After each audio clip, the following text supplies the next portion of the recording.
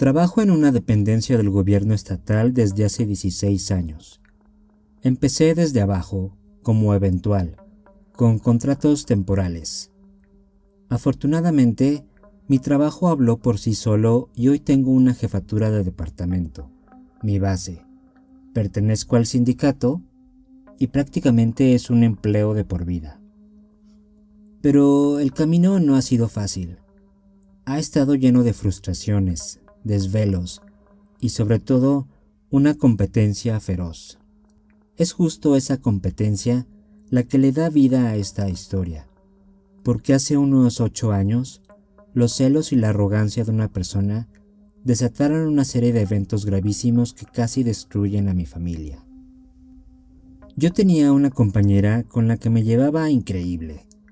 Estábamos en departamentos diferentes, pero siempre colaborábamos.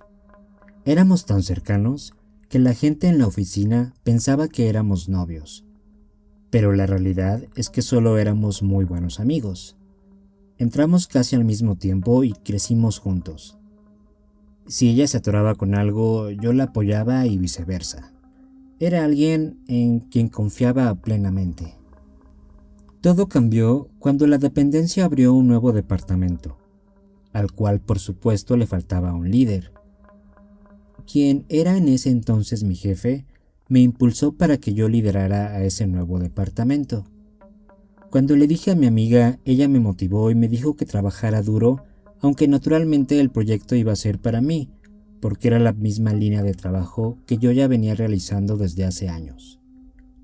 Pasaron las semanas y mi jefe y yo trabajamos muy duro para lograr el objetivo, pero al final a todos nos sorprendió cuando fue a ella a la que anunciaron como la nueva jefa del departamento.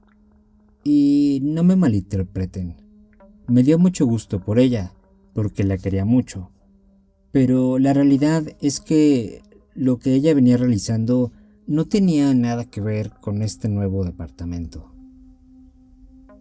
Cuando la vi la felicité y le dije que iba a hacer un muy buen trabajo, aunque la verdad que estaba un poco deprimido y frustrado.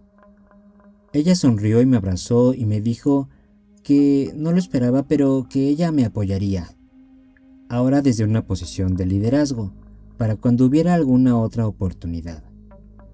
Yo seguí trabajando y haciendo lo mío, pero conforme pasaban las semanas, los chismes empezaron a llegar a mí.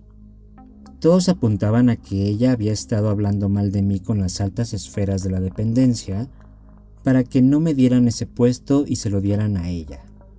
Al principio yo no lo creí, así que la busqué y le pregunté con base en los chismes. Le estaba dando el beneficio de la duda.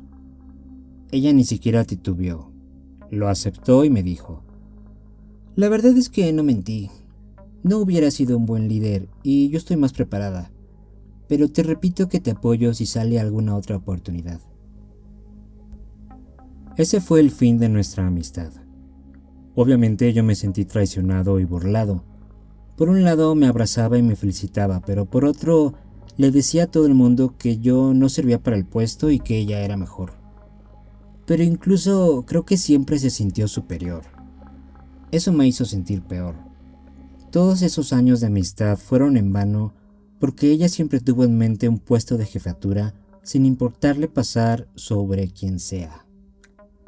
Que a lo mejor es muy común en el mundo corporativo, pero aún así uno espera mucho de las demás personas. Yo seguí trabajando y dejando que mi trabajo hablara por mí. Ella en su nuevo puesto pues le iba normal, la verdad. Pero aquí no acaba la historia. Lo peor vino algunas semanas después. Mi papá, en ese entonces tenía unos 63 o 64 años. Él siempre ha sido delgado, pero estaba fuerte. Trabajaba aunque ya estaba retirado, como para tener un ingreso extra. De repente, él empezó con un dolor en el nervio ciático muy fuerte. Comenzó ligero, pero fue creciendo al grado de que ya no lo dejaba dormir o caminaba chueco. A veces ni podía quedarse sentado en la mesa para comer, entonces bajó de peso. Empeoraba cada semana. Ya no estaba derechito, sino que el dolor y el nervio lo obligaban a tener una postura muy encorvada y de lado, como si fuera un ancianito. Era muy triste. Fuimos con médicos y le hicimos estudios y todos decían que no tenía nada grave, que solo era el nervio. Pero los tratamientos tampoco funcionaban. Complejo B, inyecciones de morfina, terapia de magnetos, tés, pomadas, píldoras, pastillas para dormir, nada lo aliviaba. No dormía por días por el dolor y la postura. Un día mi mamá ya no pudo más y contactó con una amiga de ella que en teoría ve ángeles, algo sobrenatural, y le pidió ayuda porque intuía que esto era algo más allá de lo físico.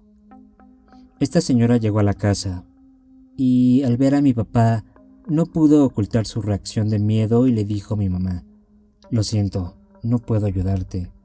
Esto va más allá de mi conocimiento, pero te voy a canalizar con una sanadora que puede ayudarles». Entonces, pues, nos dio el teléfono.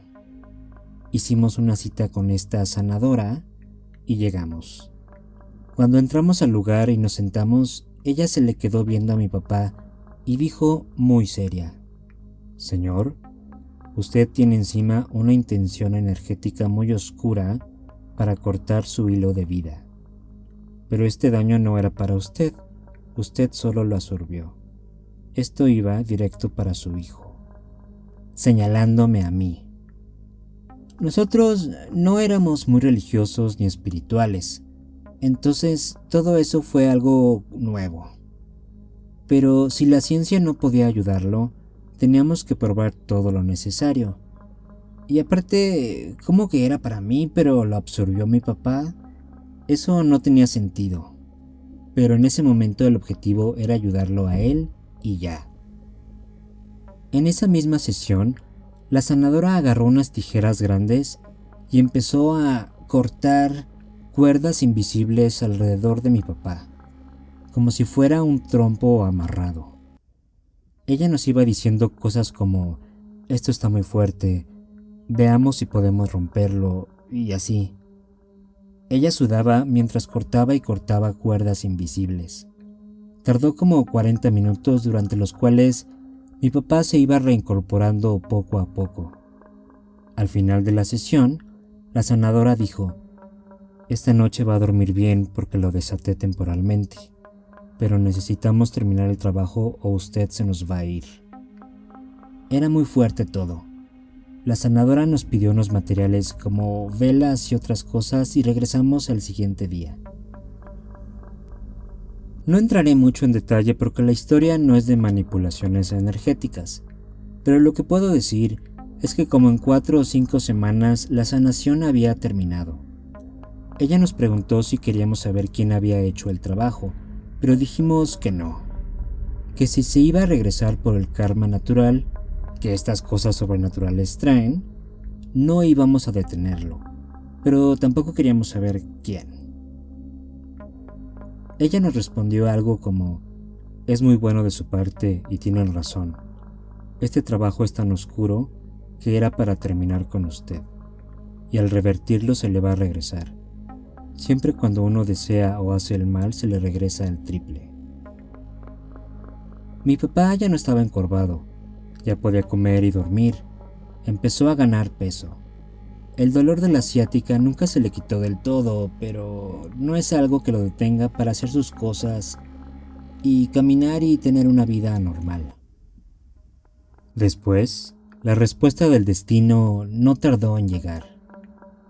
Un par de meses después, nos enteramos de una noticia terrible en la oficina. Aquella excompañera perdió la vida de manera repentina en un gravísimo percance automovilístico en la carretera, justamente mientras realizaba un viaje de comisión oficial del trabajo. La camioneta en la que viajaba se salió del camino y rodó por una barranca de muchos metros. Casi todos murieron excepto otra compañera, y me contaron que a ella, la que sobrevivió, le urgía ver a los hijos pequeños de mi excompañera, que tenía que decirles algo. Yo nunca me enteré qué era lo que tenía que decirles, pero se deduce que mi ex amiga no se fue inmediatamente, sino que sufrió un rato después de la volcadura y le habría dicho algo como diles a mis hijos que los amo o algo así. Unas semanas pasaron y regresamos con la sanadora para una revisión de rutina. Y nos dijo que cuando un daño tan pesado se rompe y la víctima se limpia, toda esa carga negativa se regresa con el triple de fuerza hacia la persona que lo originó. Ella no pudo soportar el contragolpe de su propia envidia. Déjame decirte que mi apellido paterno es compuesto. Entonces, si lo escribes, es como si tuviera 3 apellidos, o la primer parte del apellido paterno fuera un segundo nombre. Y me llamo igual que mi papá. Es decir, mi ex amiga pudo haber hecho el trabajo solo con mi nombre, pero al ignorar mi apellido materno, que es muy común, el trabajo lo absorbió mi papá. Sé que esta historia es sumamente oscura y no me enorgullece el trágico final de quien fue mi amiga, ni que hayan quedado niños huérfanos. Pero siendo completamente honesto, me llena de felicidad que mi padre siga hoy con nosotros y que el destino haya puesto un límite definitivo a una envidia tan destructiva.